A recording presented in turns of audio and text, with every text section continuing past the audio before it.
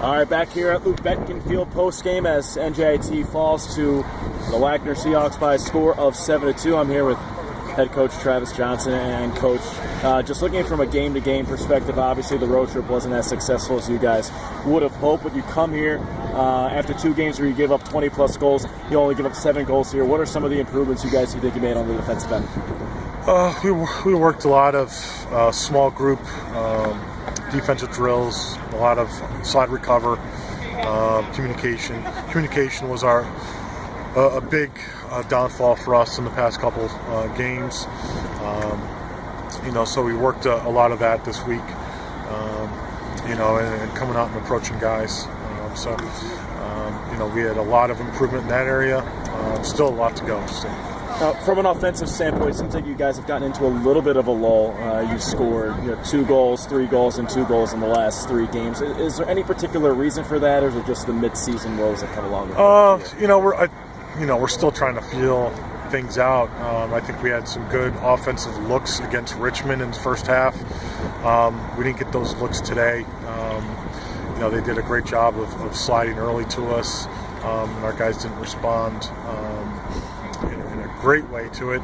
We started to get a couple looks once we got comfortable, but we turned the ball over, or it's a one shot and done. So we couldn't get into a rhythm, on the offensive side. When we did have possession and created opportunities for us, and it might have been the third or fourth dodge. We had the goal, the first goal with Joe scoring, I believe. So that was after a long possession and making them slide and do some movements. We're just not getting to that point. We're not possessing the ball like we probably should. Looking into the positive sides of this game, a really competitive second half where you guys had an even third quarter and only gave up 1 goal in the fourth quarter. So second half, it was only a 2-1 margin. Do you guys make a lot of adjustments at halftime when you came out here in the second half? There's tweaks to some of the things that we did. They 10-man rode us and we panicked a little bit. We kept our head down. We tried to plow through guys instead of keeping our head up and finding that open guy. And we didn't do a great job in the second half with it, but we got better as it progressed.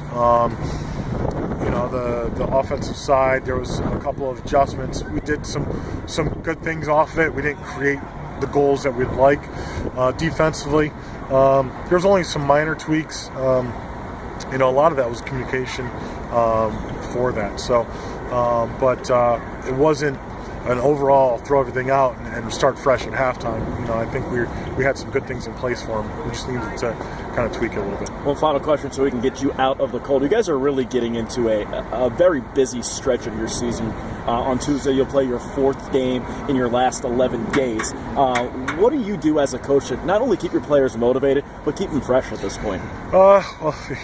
We try to limit a lot of the contact stuff during this time. I think that hurt us a little bit with going after Monmouth into Rutgers and into Richmond. I think our guys without that contact kind of settled back a little bit. We did a little bit more prior to this, but then we got a quick turnaround again, so it's not like we can go out there and bang around a little bit. But it's that, what do you do? What do you do? Damned if you do, damned if you don't, kind of thing. So we'll take it easy tomorrow in practice, a lot of stick work and walk through, and then probably do a little bit more on Monday than a typical pregame, and then go play Manhattan on Tuesday. All right, thank you, Coach. Travis Johnson joining us post-game here at Luke Betkin Field. As he said, NJIT, their next trip or their next game, you'll be playing at Manhattan on Tuesday night. Great, thank you.